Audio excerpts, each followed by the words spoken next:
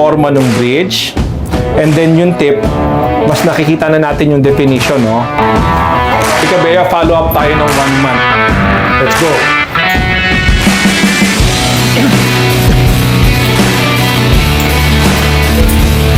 So hi friends, this is Dr. Henry.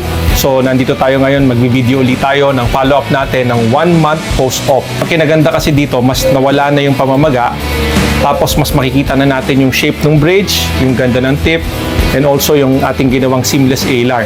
So tara, samahan niyo ako. Ayun ma'am, let's go, let's go. Ay, sige, kasama ka dyan ha. Ayan, sige, upo kayo ng maayos. Yan, sige, so, taas pa, ayan.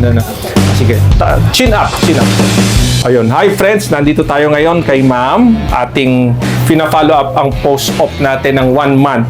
So, ang kinaganda kasi ngayon, mas labas na yung forma ng bridge. And then yung tip, mas nakikita na natin yung definition, no?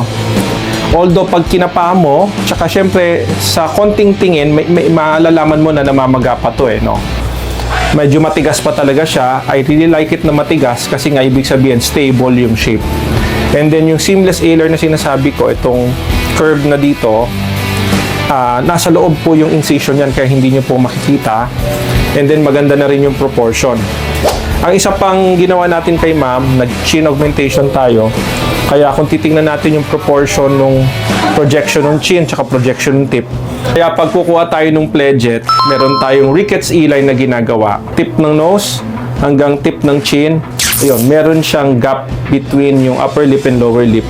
Sa upper, mga 4 mm, sa lower, 2 mm. Ano lang naman yon, guide lang yan. So, ibig sabihin, maganda yung naging projection. Kasi kung mababa ang chin, nakapasok na ganun yan. So, ibig sabihin, dikit na dikit yung stick sa lip. So, ibig sabihin po lang sa projection.